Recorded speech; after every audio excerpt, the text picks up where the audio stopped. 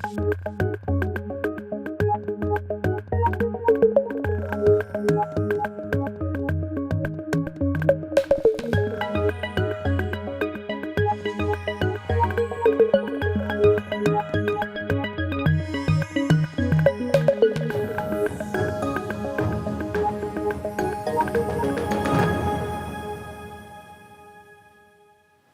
my name is Larry Martin and I'm a solutions consultant with Beyond 20. Today I want to show you something a little more behind the scenes about how the system works. And what I'm referring to is this current system stored value, current system dev email recipient, and current system dev email sender stored values.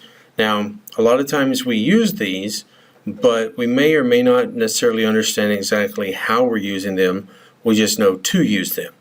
The purpose of these are to make it possible for you to have a development system where you're able to build things and test it and still send and receive email while not impacting actual users or customers.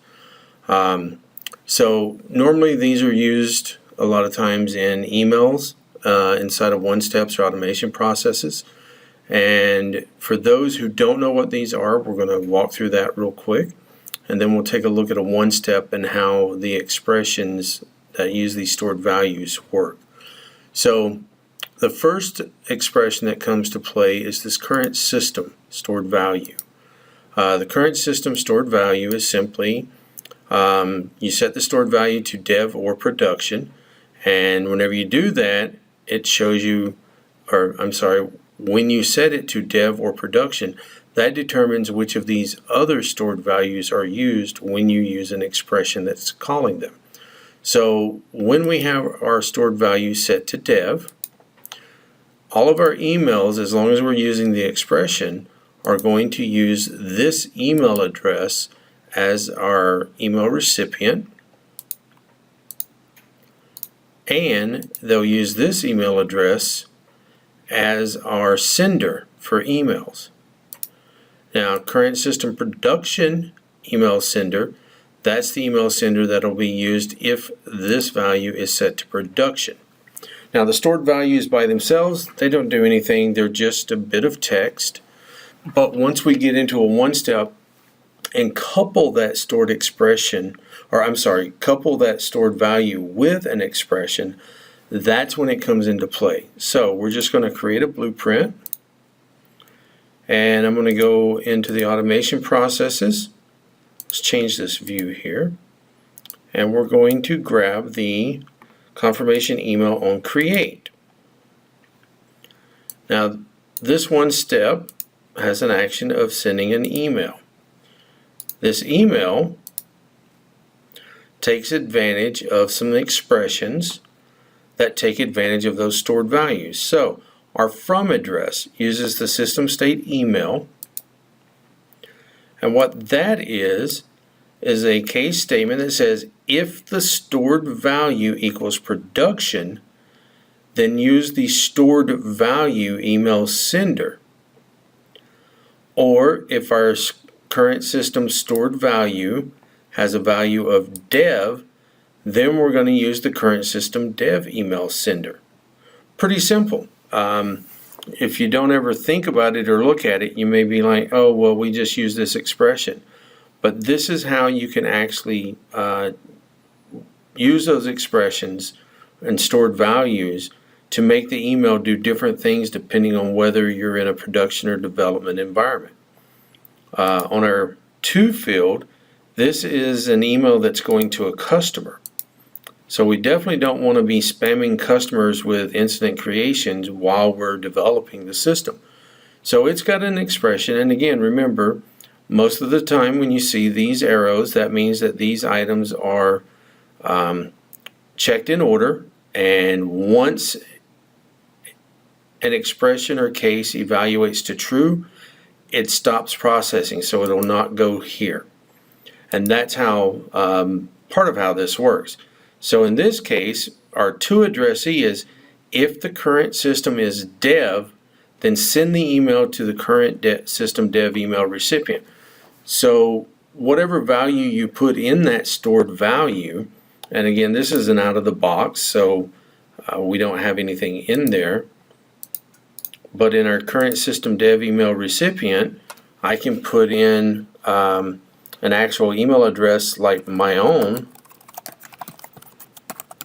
And now every email that the system would be sending out that has that expression on it, the if current system stored value equals dev, then current system dev email recipient, will go to me instead of the customer. If the current system stored value equals production, we don't have a way for it to become true here. That won't evaluate to true, so it'll go to the next statement and default it to the customer. Now you can expand on this. I've seen others take and on the, I'm sorry, let me close out of here.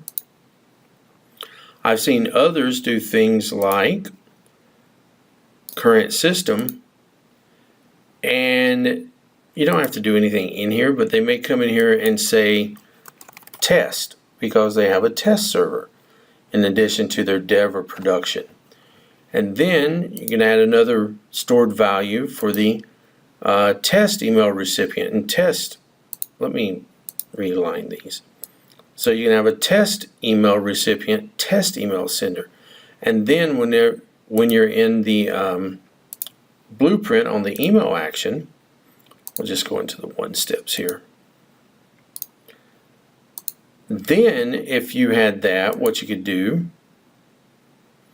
is you could change this expression to say, or if current system equals test, then use that test email recipient or sender. So that's one way to a more thorough explanation of how this actually functions. And it also shows that these stored values are nothing more than text, and all you're doing is using them to perform a match so that you can tell the system, hey, if this, then that. If that, then this. And you can just expand upon that however you need to in your system. Now, another thing with this is you see this custom expression. Those are fine, but if you're doing a lot of email work, you don't want to do this custom expression all the time. So one of the things I've gotten in the habit of doing is coming into the expressions manager and hitting browse so I can create expressions, again with the details. And I will actually come in here and I'll maybe create a new folder.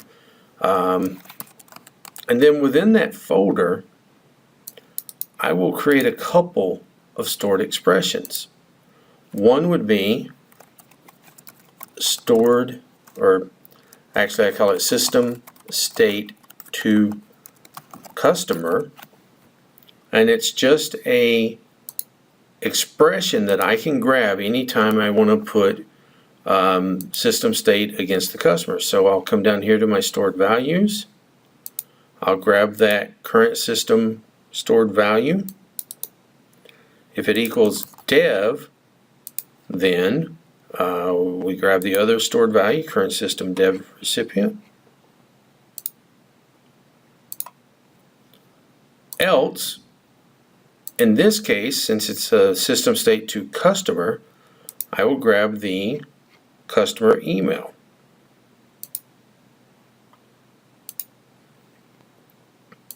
Then I'll make a copy of this because it's easier. And whenever I edit it, I'll make this one a system state to owner. And this way I know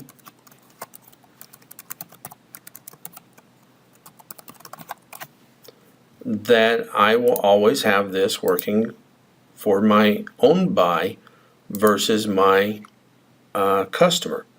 And then if I'm doing things where I need to send an email to the owner of the ticket, I can just grab this expression. If I'm going to the customer, I can grab this one. Now, you need to do this against each of your major objects or where you're sending email from. So you would repeat these under knowledge article and maybe change request, problem, etc. But by having those expressions there, it's real easy for you to create a new email and not have to do that multiple times and build a custom expression every time. You can just come in here, and instead of grabbing the custom expression or building a custom expression, you just come in here, browse, go to Instant, go to your folder, and boom.